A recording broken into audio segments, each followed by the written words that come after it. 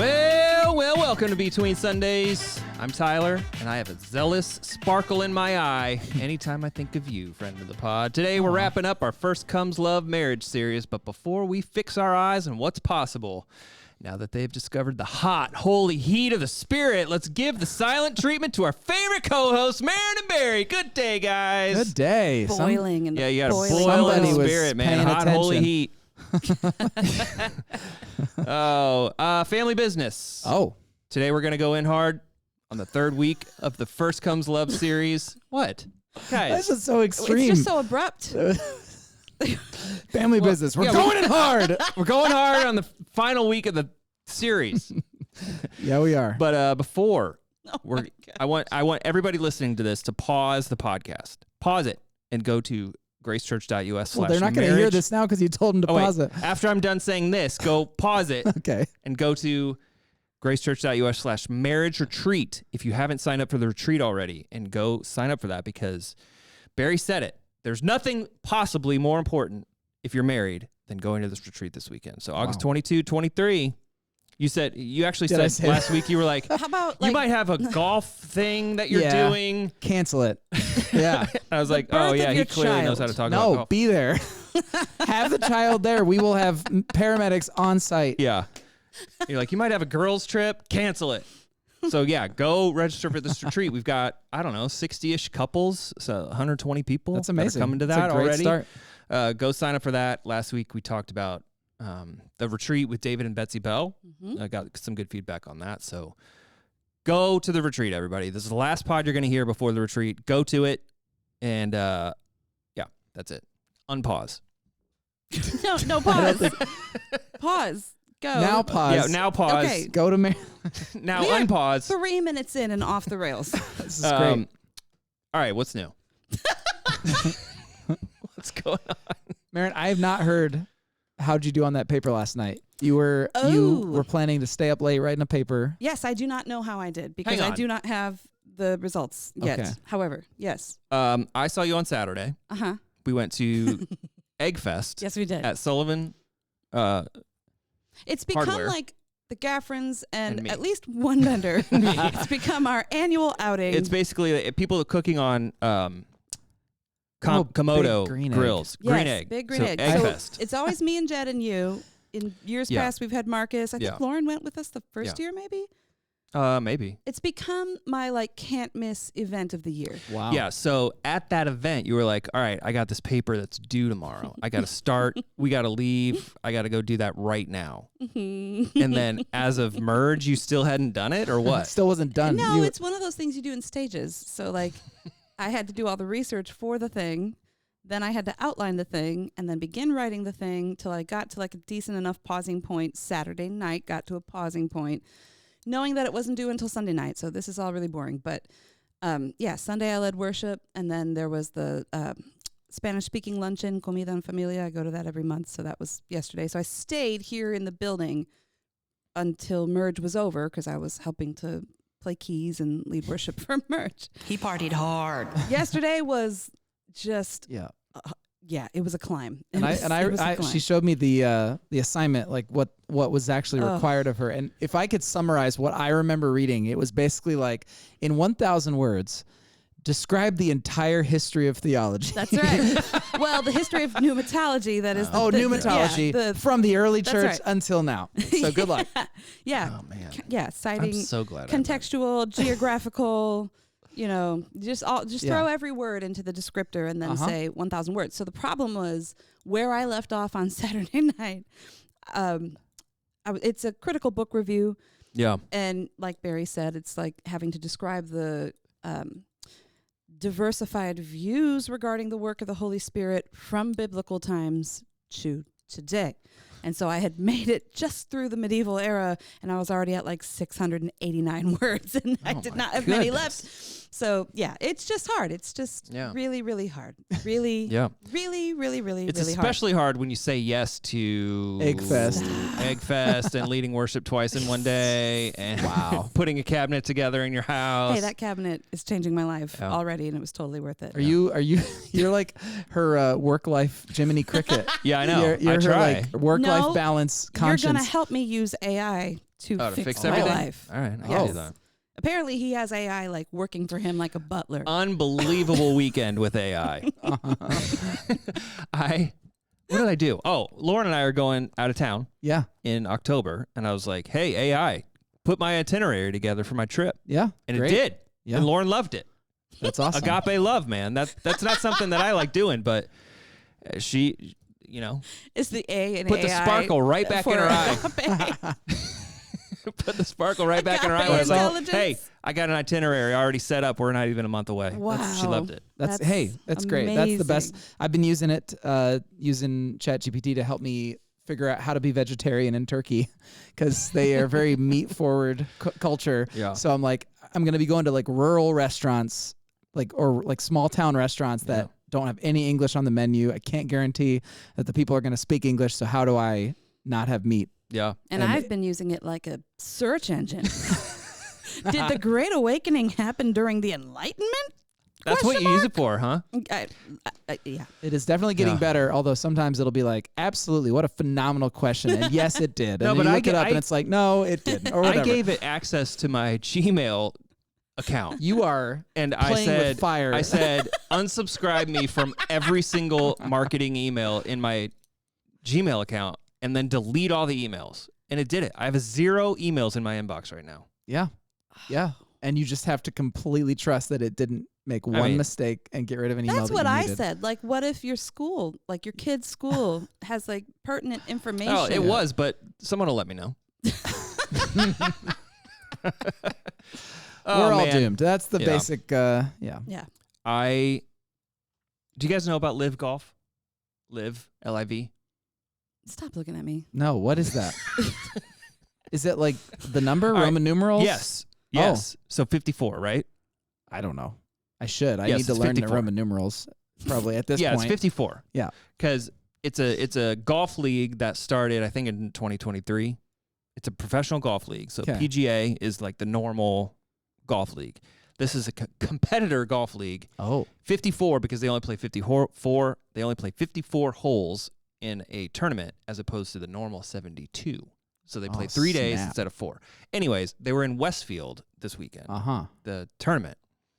So I thought, this doesn't happen that often. I'm going to pull the boys out of school and we're going to go watch Fridays. So I took half day off on Friday, went to the Westfield course, pulled the boys out of school, went there around noon, and we probably watched 9.5 minutes of golf, and then we went home. Why did you think that they would make it beyond 9 minutes? Like, what about your boys said this is an event they would enjoy? It's a big event. It's free for kids, so they had like a bunch of kid stuff going on. And I was like, and Milo went to golf camp. So I was like, oh, they're going to love this. And we went there, and it took us 1,000,000 miles to get in. So it was hot, and so we walked 1,000,000 miles to get in. And then as soon as we got there was this fan with the mist. Oh, yeah. That's all they wanted to do. Stand in front of the fan with the mist. So they're probably drenched at the end. They're soaking wet. And then they wanted water, and the line to get water was an hour. I waited an hour to get water. You're kidding. And so by the time I got the water, they were hot, and they wanted to go home. And I was like, let's just see if we can find a place in the shade, and we'll watch golf. And we did. We found a place in the shade on the 9th hole, and they took their shoes and socks off, and then by the time, literally within 10 minutes, they're like, I want to go home. And so we left. Nailed it. We left. Yeah, and so no fun. I'm never doing that again. But Live is very controversial. So I don't even know if I should be admitting that I went to this thing. Because of the way that it's like changing the game? No, because Saudi Arabia is funding it. What? What? Is it like the XFL? You know, is it like it's like... I'm not saying what's coming into my mind right now. I'm not going to talk about it. Is it like flag football, but for golf? No, it's golf. It's professional golfers. Is it tackle? It'd be like if the NBA was like, sorry, if LeBron James is like, I'm going to go join this other league and it's a competitive league. and it travels the world. There's It like does the same thing. There's another NFL one, right? XFL or something like that. Yeah, but right? it's not like Is that more I do sanctioned not real know. sport. What was the arena football? That's what I'm thinking of. Oh, Arena football. Kind of, but that's a different sport. Well, 54 holes arena versus arena golf? So That'd be Arena pretty golf. sweet. But yeah, Sorry, Saudi anyway. Arabia funds Yeah. this through their like PIF or their like Mhm. public investment fund. So I feel kind of weird going to Maybe it. that's why your kids didn't want to stay. But you know what else Saudi Arabia funds that I found out when I was like, should I feel bad about going to this? I Googled it.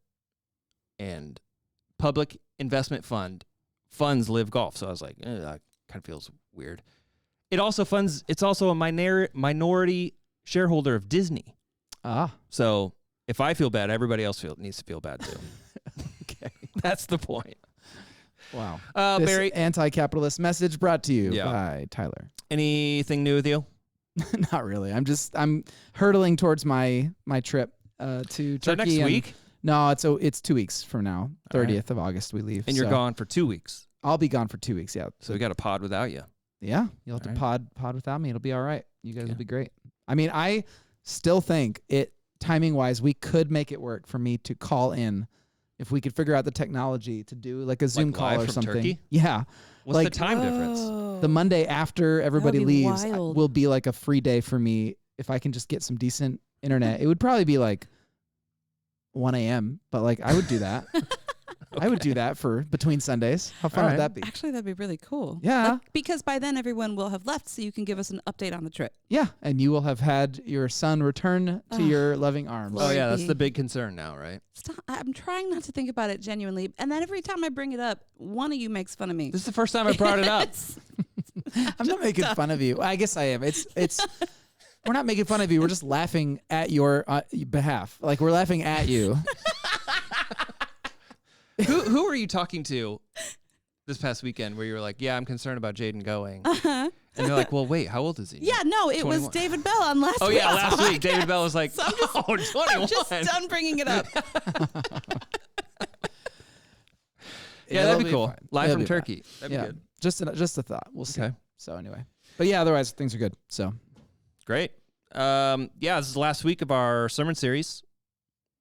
First comes love. mhm. It's easy to do when it's 3 weeks. Mm-hmm. It's Yeah. easy to be like, hey, week 3, final week.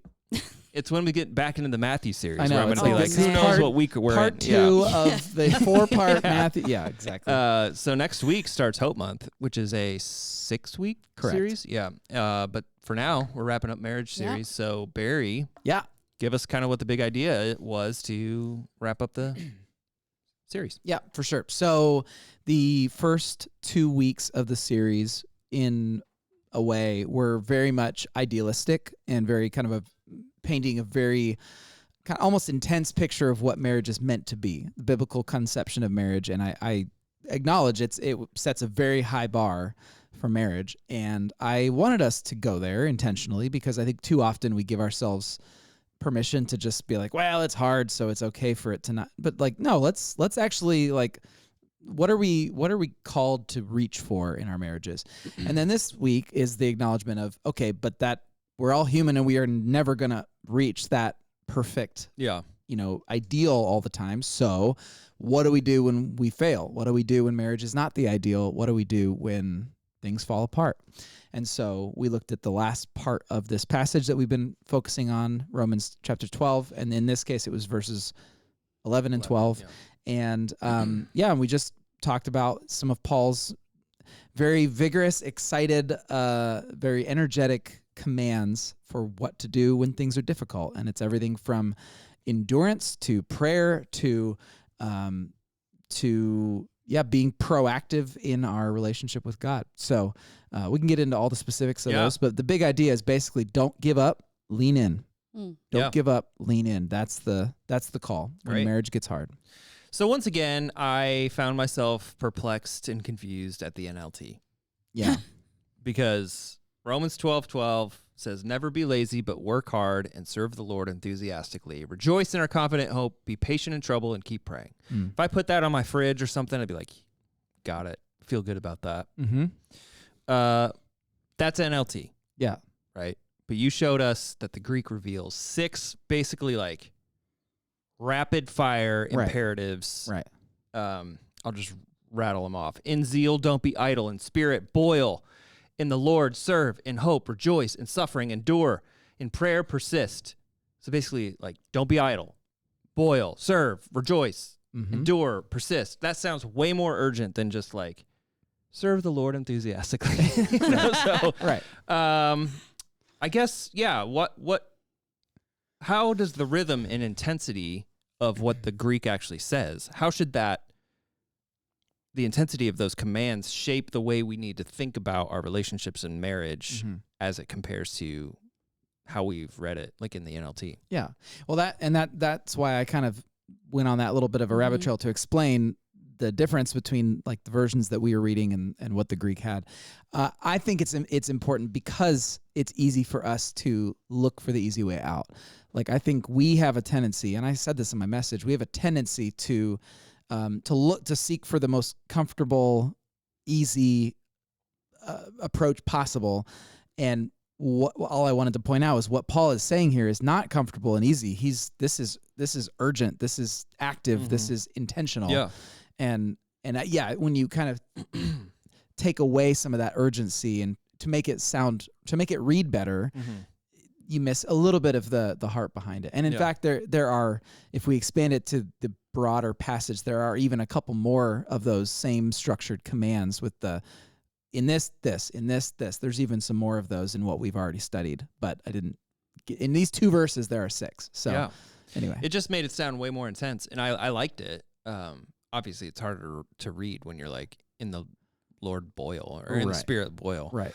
I'm going to go back to week 1 real quick because we were discussing Romans 12 then, and acknowledging that this passage that we've been talking about for 3 weeks doesn't have to do specifically with marriage. It has to do with all believers and all relationships.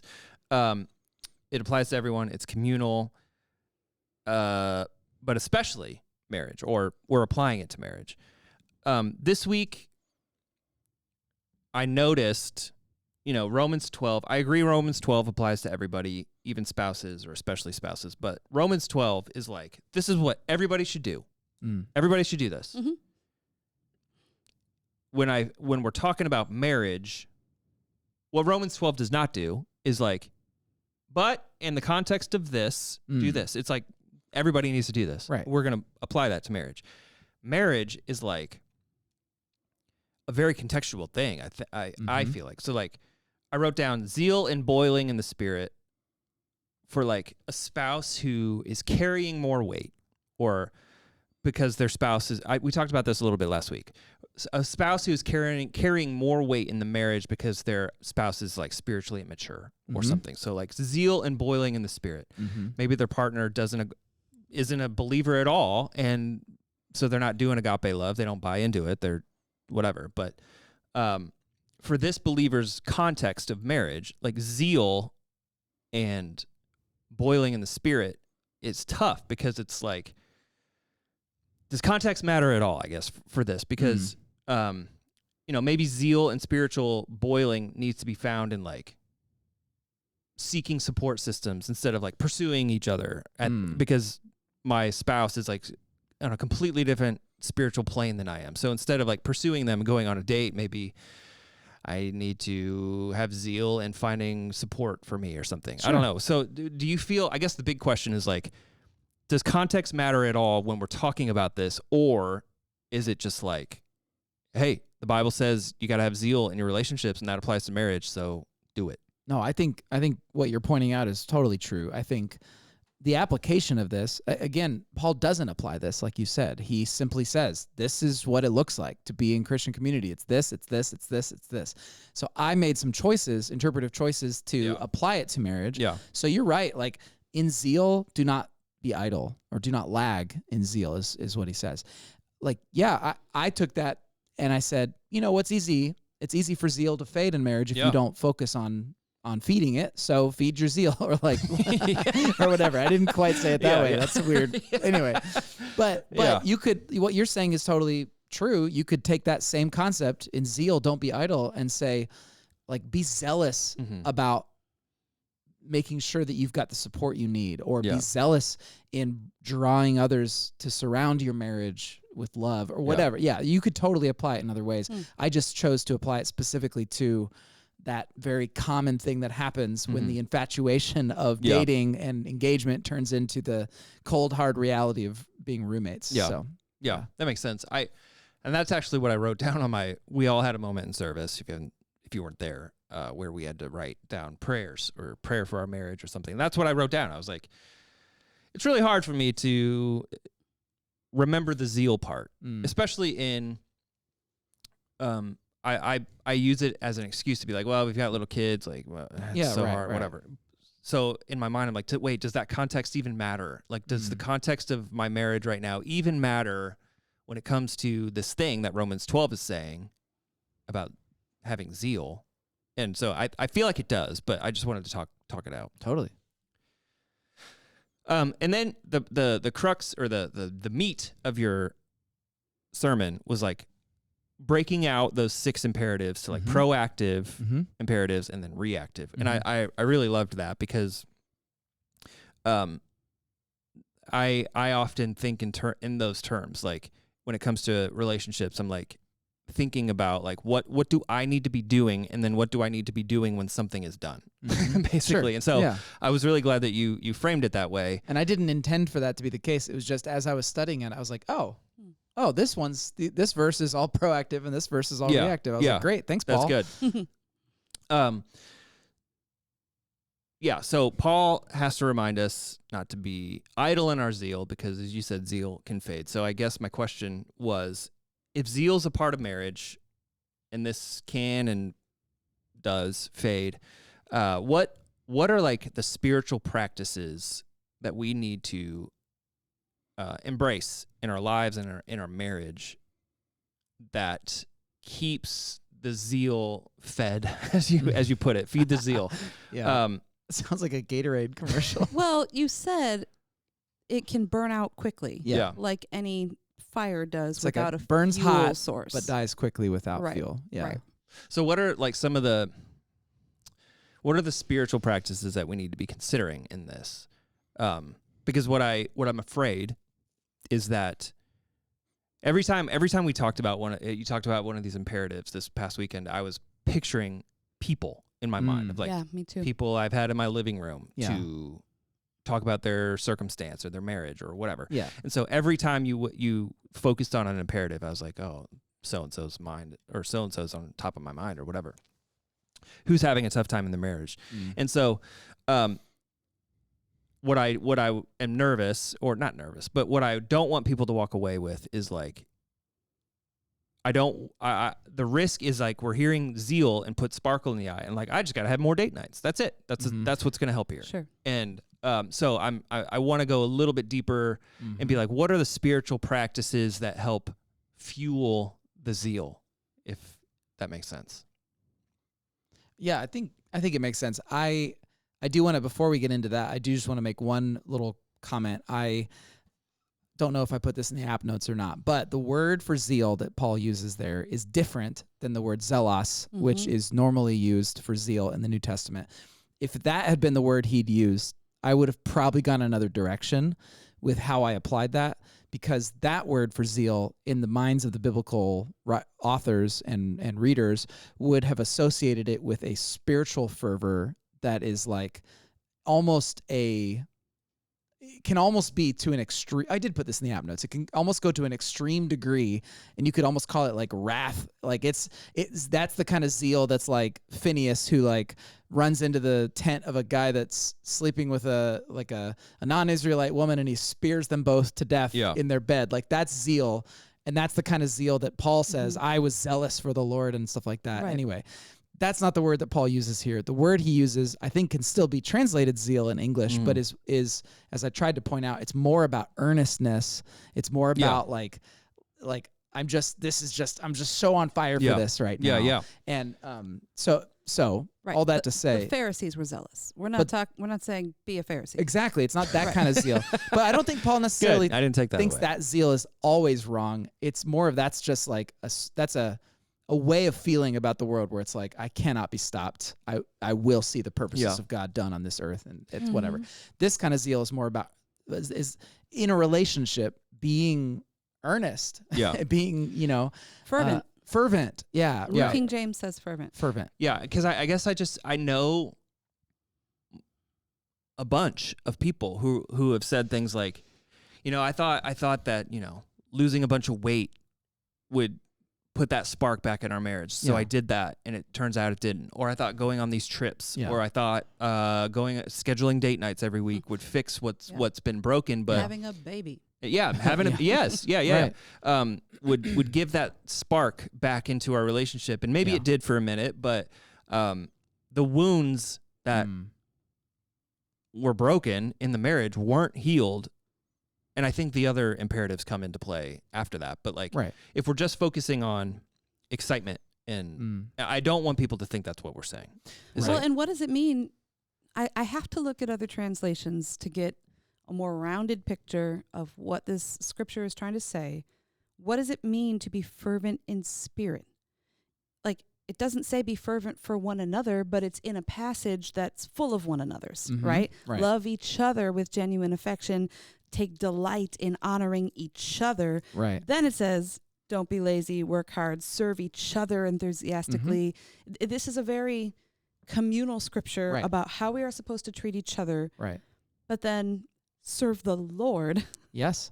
Enthusiastically and be fervent in spirit. Yeah. Right. And so, again, idealistically, if we're setting the bar high, if I am fervent in spirit and my spouse is fervent in spirit and we're both serving the Lord, we will have less problems and we will love each other better because we're both stoking the fires of our own relationship with God. Like you asked in your sermon, is your faith on fire right now? Right. Is it an add-on or is it? Yeah. But the reason I didn't make it, the NLT goes as far as to say, serve the Lord enthusiastically. But I wanted to point out that what he says is in zeal or in your earnestness, don't be idle. That's literally what he says. And he doesn't mention the Lord at all.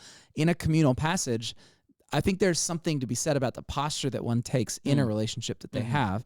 And so for me, that earnestness, that fervor, what it looks like is not just going on more date nights. I think it's a posture of, it's that leaning in, that leaning forward. That's like, I am actively pursuing this relationship versus what so often happens in marriage, which is that we sit back and we get used to the normal and we get into the rhythms and you have kids and then you got to deal with taking kids out and all that stuff. So like, I guess it's broader than just go on more dates. It's like, what does leaning in look like? What does it look like to have a posture of intentionality and pursuit? And it may look like more date nights, but it's probably also going to look like thinking about your spouse when you're not in the room with them. Like realistically, how many married couples who've been married for 5 years or more think about their spouse when they're not in the room with them? Like I'm grateful that I do most of the time, but like it's easy when you're working to be completely unfocused. But like that's not the case when you're dating, when you're engaged. Like you're that they're the only thing on your mind, right? You're in love, you're whatever. And so all I'm saying is like, let's learn how to lean in a bit more, and that's going to take different shapes in a lot of different relationships.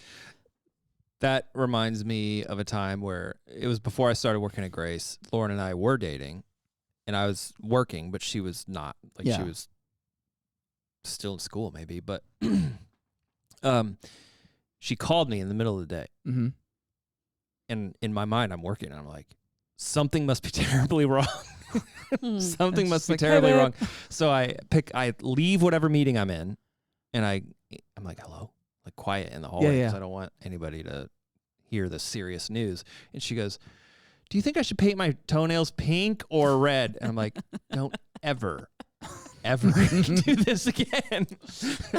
That's hilarious. All right. The next one is in the spirit boil. Yeah. And we talked about this on the show a few weeks ago, maybe week 1. But suppose you're in and I'm really glad that you brought our attention to this, because suppose you're in a quote unquote Christian marriage and you're not investing in your own faith, or your own relationship with God. And we asked it a couple weeks ago, like, what should you realistically expect for your marriage if you are not doing this? And so I picked up on, in the Spirit Boyle, like, this is biblical. Like, invest in your faith, because that's going to have an impact on your marriage. Yeah. Well, I mean, absolutely it does. We tend to, in our culture, we tend to put marriage and faith on the same like shelf, along with like work, hobbies. Like, it's just, these are like the categories of our life, right? Yeah. It's like marriage, there's faith, there's this. And like, we recognize that when you've got a shelf like that, not everything gets all your attention. And so things, fade, and I got to focus on work right now, so I'm not going to be focusing on my marriage. Like, that's how we tend to think of things. But I am fully convinced that the biblical conception of our faith is that it is not on a shelf with all these other things. Yeah. Like, it's the bookshelf itself. Like, it is the fundamental thing which drives everything else in our life. Yeah. And if we treat faith as an add-on, then yeah, we should expect our faith to be puny and for that lack of Christ-likeness to have its influence on our marriage. So by leaning into the idea of making your faith the main thing, that then does start to feed into a healthier marriage, and it shapes who you are and the Christ-likeness that you offer. And so that's all I was trying to point out here, is that I think this raises faith to a whole other level. Yeah. It's not like your marriage and your faith and your work and it's like it's marriage and work and kids and all that stuff is all it's subsequent to faith. It's like after the faith that you've built. Yeah. I don't know. Does that make any sense? Yeah, it does. I think it's a very Western thing that we have this problem of compartmentalizing our faith. Right. I've been thinking a lot, probably because of the class I'm in, but thinking a lot about Eastern faiths, particularly different faiths within the continent of Asia. You go to like a restaurant, like a Japanese restaurant, and there's like faith symbols like next to the cash register. Yeah, right. Like it's part of everything. It's a part of business. It's a part of family. We are the ones who treat faith as an add-on, 100%. A place we go on the weekend occasionally. Yeah. Generally good thing to teach our kids about. I do with my quiet times in the morning. A thing I believe philosophically, overarching, but not a thing that drives my life, not a thing that is an central to your being. Of every aspect of my life. I saw a video this past weekend of somebody saying, they said, if you think you are a Christian because you go to church, that's like somebody thinking that they're a car because they're standing in the garage. Well, I also know people who would say, I am boiling over with my heart for God, but my marriage or my spouse is like an ice cube. And they actually think God is leading them. Like, it's like, I hate my spouse, and therefore I'm getting a divorce, but I love God, and God is leading me out of this. Right. What temperature readings should we be paying attention to help us in situations where it's like, I don't know, like, are they misled or are they right? Like, is that possible? What should we be paying attention to know if we're boiling over in the spirit and also it's still not working? Right. Well, I have probably strong opinions that I need to formulate more before I speak, but I'm going to speak anyway. But that's what this is for. that's what we're doing here. But I tend to think it's easy to say, yeah, my faith is amazing. My faith is on fire. But the way you know that your faith is on fire is from fruit, right? To mix metaphors here, fruit is what tells you the level of your faith. And Paul describes the fruit of the Spirit, love, joy, peace, patience, kindness, all that stuff. That is the fruit that shows that your faith is on fire. If I were to say, my faith is on fire right now. I love Jesus, and I've never been stronger in my faith. Also, my marriage is a mess. None of my coworkers will talk to me. I'm deeply in debt. I don't ever give any money away. Like, I am completely selfish. You'd be like, but is your faith on fire? Like, how could you say that if all of the fruit of your life does not demonstrate an on fire faith? And so I'm not saying that person you're referring to or whoever, I'm not saying that I'm like judging their faith based on one particular thing in their life. But if your marriage is ice cold and your passion for Jesus is on fire, there's some kind of disconnect there, because marriage is such a fundamental part of your life. I can't imagine a world in which your faith would be on fire and it would not radiate warmth into every other part of your life. Does that make sense? I don't know if unless there's been like manipulation, abuse. Yeah, absolutely. Yeah. I agree. I'm just saying, if that's the case, then it would be my faith is on fire, my marriage is ice cold, because I haven't been able to bring my faith to bear in my marriage for years or something. Yeah. There would need to be some kind of connection made there. I guess. I don't know. I'm just speaking. What do you think? You speak, Maron. It's really hard, I think, for the three of us as pastors to have a conversation like this. Because our faith is always on fire. No, because we can't help but think of names. We can't help but think of scenarios that we are aware of. Like, it's just hard. Yeah. That's why I think I've said it at least once each week of the podcast related to this series. We can't overgeneralize and paint every marital situation with the same brush. Right. There are some people who would say, my faith is on fire and God is calling me to a place of freedom. He is releasing me. And I would say to that person, what'd you eat for lunch? Because that sounds like heartburn. That does not sound like the Spirit. That's what I would say to that situation. Yeah. But it's a specific situation. Sure. Right? There are others pining to save a situation that they cannot save on their own. Totally. Powerless to save on their own. Right. And I would have a different pastoral posture Yeah. to that individual. So again, throughout this series, you've tried to establish where the bar is as described in our holy book. Yeah. Right? Yeah. That's what we're trying to do. The people that we shepherd are on a spectrum all over the place. And that's why conversations with individuals and pastors and people you trust are more important than, getting your advice from podcasts on the internet. Like, including this one. Exactly. We can't possibly address all the scenarios 100%. I agree. out there. I would say, regardless, if I could paint with a broad brush, who is speaking into your life? Are you living in an echo chamber of people who are telling you exactly what you want to hear?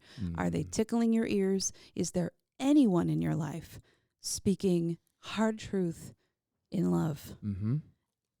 And if they do speak hard truth in love, are you staying in the room? Are you shutting them out? Oh, yeah. Are you running away? Right. Are you writing them off? Like, there's a scripture that says, like a multitude of counselors, right? In a multitude of counselors, plans are established and things like that.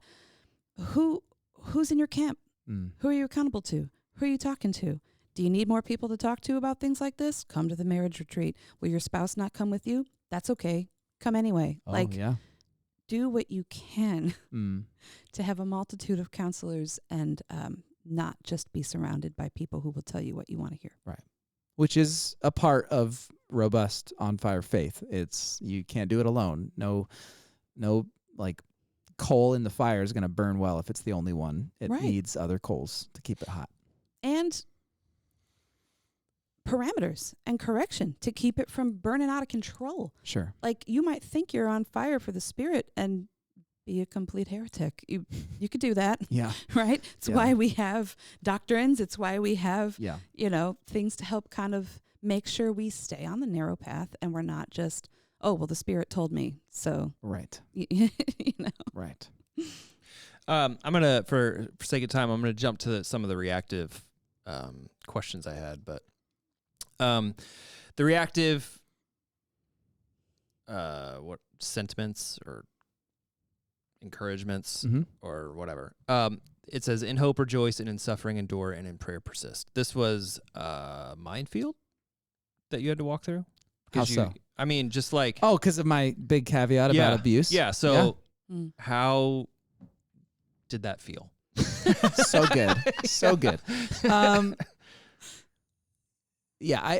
That especially that second one, in suffering endure. Yeah. And it happened to just happened to be hupomone, which we talked all about in January, so thought I'd bring that up. But yeah, I acknowledge it is, and I said it in the sermon, it is sometimes very difficult to know when you are experiencing a kind of suffering that should be endured versus a kind of abuse that should be avoided. And, and like that takes discernment and it takes wisdom. That I don't have a clear answer other than to say, like, you can't figure this out on your own. Yeah. You need that multitude of counselors. Right. You need others who have wisdom, who have fresh vantage points, who aren't just going to tell you what you want to hear. Like, that's where you have to really, really do the hard work. I think the important part for me when we were talking about this is like really distinguishing where you're putting your hope, because it's easy for me to hear like in hope rejoice. Okay. And you talked about it. I thought you did a great job of being like, you're not hoping for change. Like your hope shouldn't be that your spouse changes. Right. Your hope should be in the characteristics and character of God. Right. That's where your hope is. Right. Because hope in, I really hope my spouse changes, and I'm going to continue to hope my spouse, I mean, you should, but like, that's not what this is talking about. It's talking about a much bigger hope. Right. Because hope can easily slip into like enabling bad or like sinful behavior that you kind of talked about a little bit. But I think like if it's no more than wishful thinking, then you're just going to put up with. And like, I think we have to be clear too that biblical hope is not like a guarantee of a pain-free marriage. Right. Just because I have hope in God's character doesn't mean like, all right, now that settles it and let's move on because I'm just going to continue hoping. Right. It doesn't erase painful memories. It does a lot, but there are things it doesn't do. Like it may create space for like forgiveness, but it doesn't erase painful memories. Right. Just having hope in God's character and that kind of stuff. Right. Because endurance is, as I said, it's meeting Christ under the cross. Like it is coming to him and dying to self. Like that is not a positive, hopeful thing. I mean, not implicitly. Yeah. You're doing it because of the confidence that you have in the new life that is promised. Yeah. That's hope. That's biblical hope, which is very different. Than wishful thinking. And so you can have biblical hope and still go through years of like infertility. Yeah. And that's going to put a really big strain on your marriage. And so there are things that biblical hope doesn't solve. Right. Just practically. But there are some things that it does solve and rooted in like God's promises and God's character that it does solve. And so I think some of those things are like, if I have biblical hope, I'm thinking that it does remind me that God's promises are like steadfast. Biblical hope reminds me that my capacity to love or forgive or whatever can grow. That is something that biblical hope does, but it doesn't necessarily fix your circumstance. Right. It says my story isn't over. Yeah. Biblical hope. Yeah. And it's also because it's rooted in confidence in the character of God. Even to use the example of infertility. Yeah. Biblical hope is not, gee, I hope we have a baby someday. Right. It's, I don't know what's going on, but I have confidence that God does.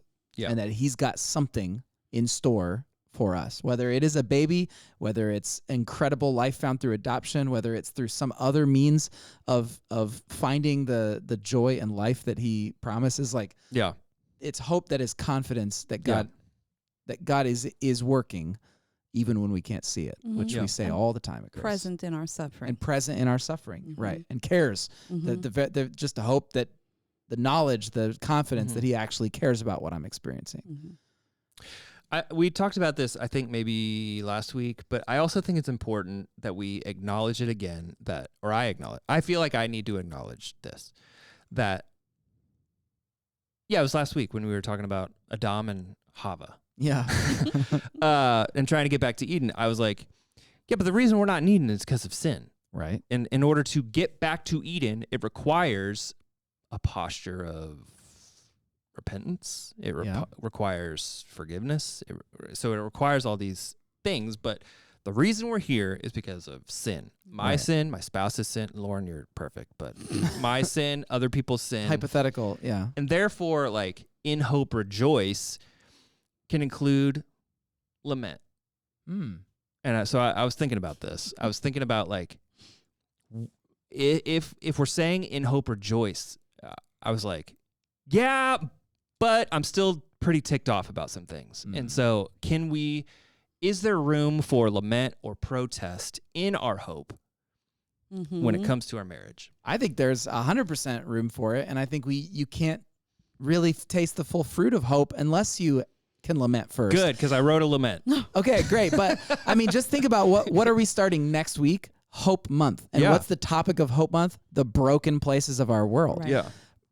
The reason that it's called Hope Month is because as we discuss the brokenness of our world, we have confidence in what God is doing to heal them. We have confidence in the character of God. We trust that there is healing coming. And so, I think it's 100% appropriate. I think I would venture to say you kind of have to do it.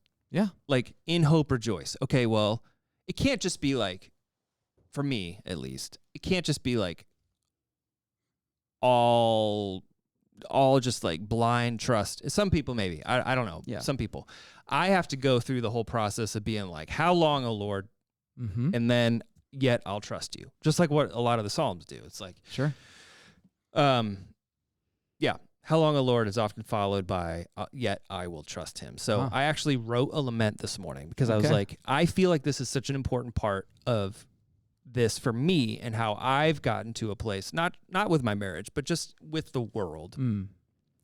So can I read it? Can I read this? It's your can't show. wait.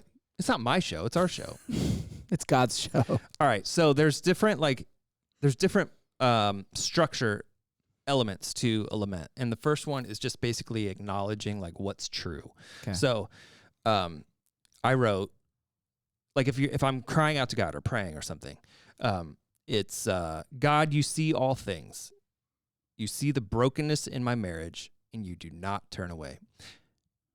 So basically that's like you're acknowledging what's true. You're acknowledging what we just said, which is like God is in your pain. God sees it. And then protest to God, or like then lament. And I said, Lord, and again, this is not like me. Like, this is not my marriage with Lauren. This is just what I wrote. Who even said that? And why are you looking at me? Because you keep saying Every week. It's not about you. All right. Then protest to God. So I said, Lord, I grieve the harsh words, the silence, the betrayal. This is not what you intended for my marriage. How long must I carry this? So you're basically like letting God know you're ticked off. Then you confess, which I think is an important part, because when we're talking about marriage specifically, like, it's usually point the two finger? people involved. Oh, I see. Yeah. And it's easy to point the finger. Right. But then you confess, forgive me where I failed to love as Christ loves. And then I'm able to hope. So then I said, yet I trust your promises. You are faithful even when we are not. You can bring new life where we see death, and we can return to Eden. Then you ask for something. Ask God for something. Transform my spouse's heart. Give me the endurance and wisdom, and show me the next faithful step here. And then in the Lord serve, which is another one of these charges that you talked about. I place this marriage in your hands, and my hope is in you. So, like, you asked the question, does your marriage still belong to you, or have you surrendered it to God? So I think for me, it's important to remind people that lament should be or could be a part of this hopeful story. That's awesome. I love that. Can you read the whole thing with no commentary just so we can hear it? God, you see all things. You see the brokenness in my marriage, and you do not turn away. Lord, I grieve the harsh words, the silence, the betrayal. This is not what you intended for my marriage. How long must I carry this? Forgive me for where I have failed to love as Christ loves. Yet I trust your promises. You are faithful even when I am not. You can bring new life where I see death. Transform my spouse's heart. Give me the endurance and wisdom. Show me the next faithful step here. I place my marriage in your hands, and my hope is in you. Wow. So yeah, I just think That's so cool. that was important, and it's something that I don't know people would have like picked out of the sermons. So I just Anyways, We would do well to study Romans 12 in its entirety, because as Barry said, there are some other do this, don't do that, kinds of things even within this passage. But we kind of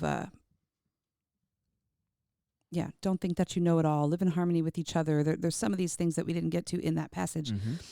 But among them is be happy with those who are happy and weep with those who weep. mm-hmm. That's what you just did. Yeah. You said everybody out there experiencing less than God's ideal for marriage. We see you. God sees you. We weep with you. Yeah. Yeah. And as I said last week, I'm not sure of today's number, but I think last week I said like 15 or 20% of the people coming to this marriage retreat have self-identified their marriages as like things that are struggling. Mm-hmm. So like, I think it's important. Anyways. Oh, that's phenomenal. Love it. Wish we had it early enough. I mean, I know it came out of the sermon, but I just thought I about wish it I this could have done morning. it in the service. That would have been great. Hold on to it. Yeah, it's it'll real come good. back up. It's Okay. real good. Okay. It's even thought provoking. Like the part toward the end where you the prayer for God to change the spouse's heart. I actually had a conversation this morning with a woman whose testimony was, for many years I prayed that God would change my spouse's heart, and then I distinctly remember where I was when God said, "You just worry about your heart." And I will change your heart, and trust me to be working on his heart. Yeah. Wow. Yeah. Like we cannot change our spouse, and we can pray for transformation and life change and all that. But I think that was the point I was trying to make earlier, is like, how are you weeding your garden, or are you just worried about the weeds in your spouse's garden? Like, how are we tending to our own spiritual condition, our fervency? Is our faith on fire? Yeah. Mm-hmm. How are we doing that versus are we just focusing on what's wrong with our spouse? You said fix your eyes on what's possible, not just focus on what's broken. Yeah. Yeah. I also wondered, I was like, okay, what if, and I know there are people who have done all these things, these 12 or these 6 imperatives, and their marriage still ends. Mm-hmm. What does covenant faithfulness look like when you look back and all you see is failure? Is covenant, how do we pastor hope in this? Is covenant faithful? Like, what if you made a covenant before God and you said it's not just with your spouse, it's with God. So like, is covenant faithfulness still possible? And what does that look like if you've tried all these things and your marriage still ends? He's a God of new beginnings, where his mercy is new every morning, right?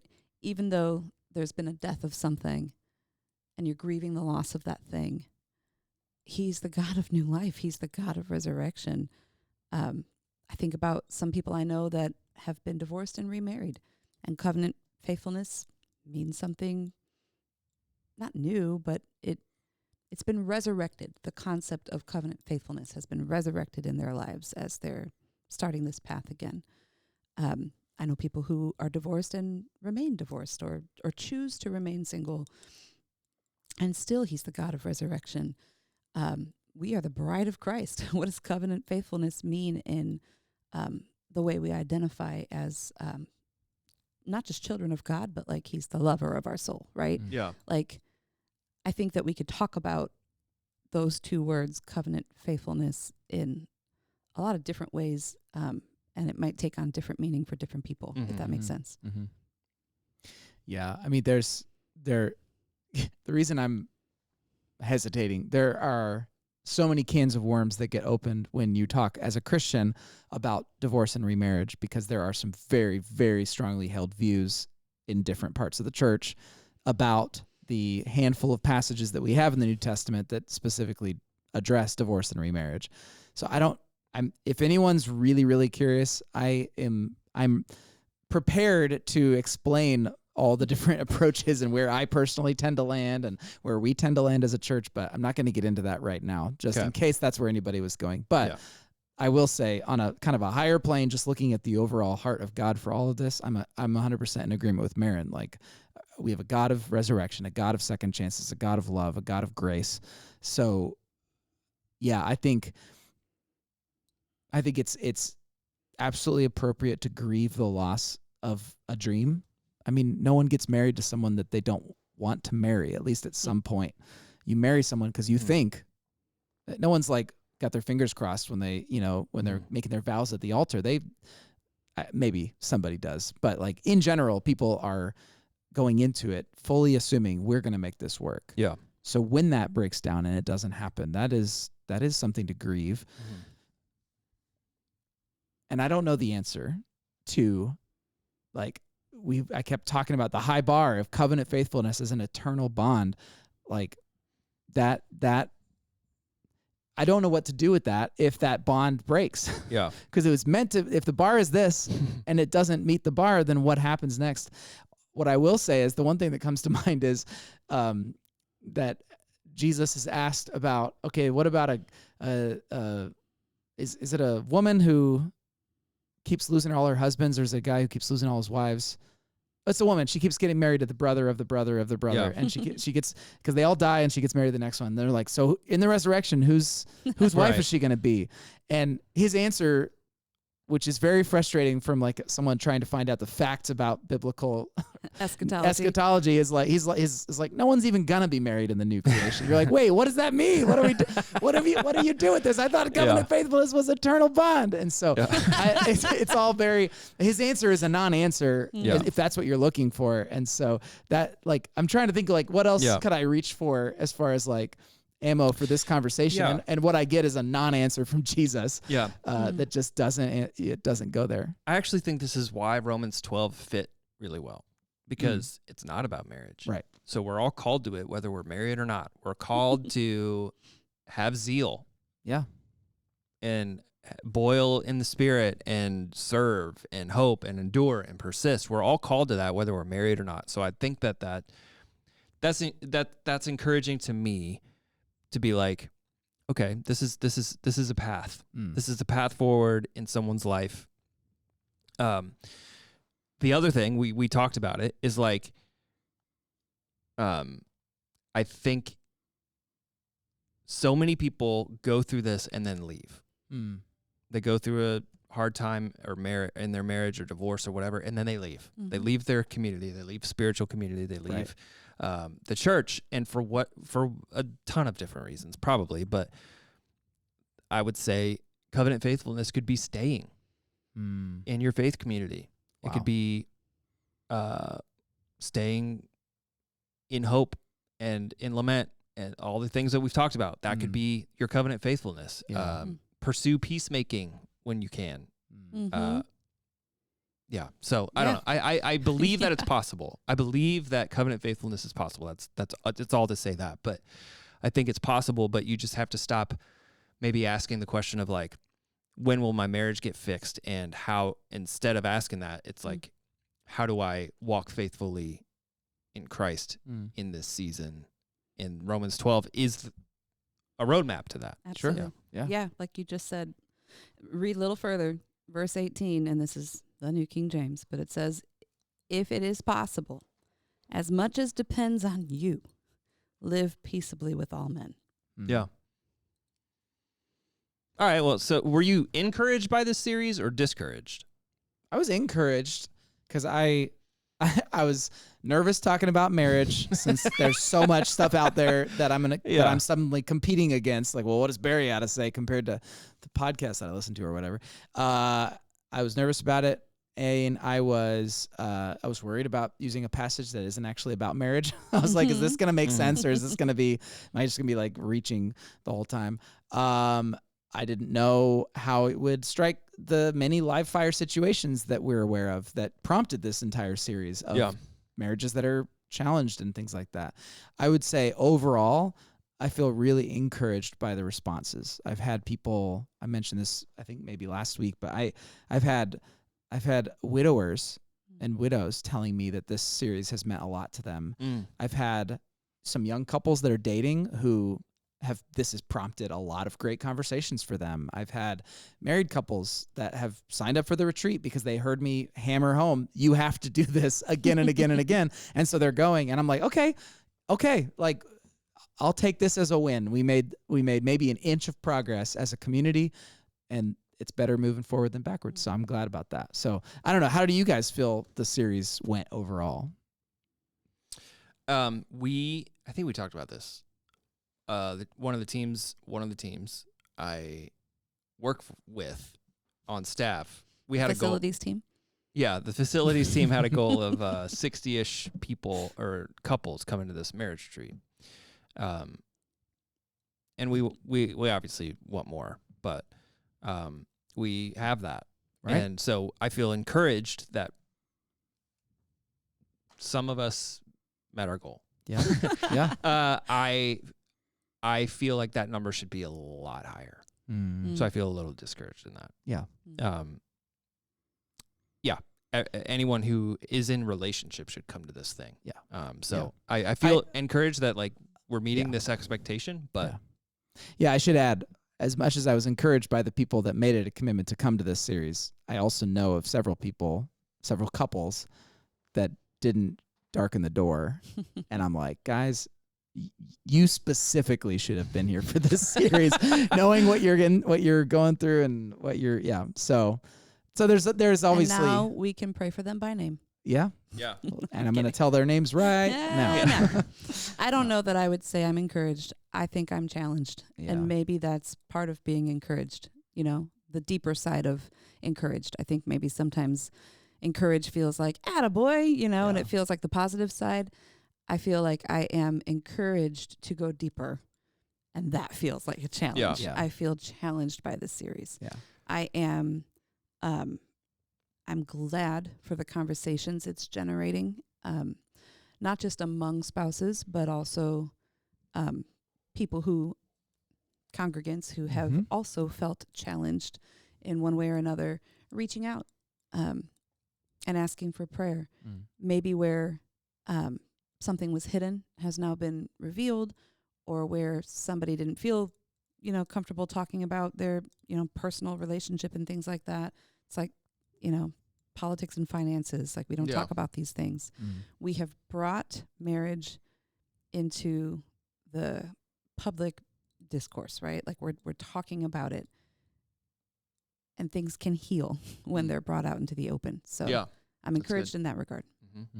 I'm still discouraged that ever since week 1, where I learned Mr. Wilson does spontaneous foot rubs.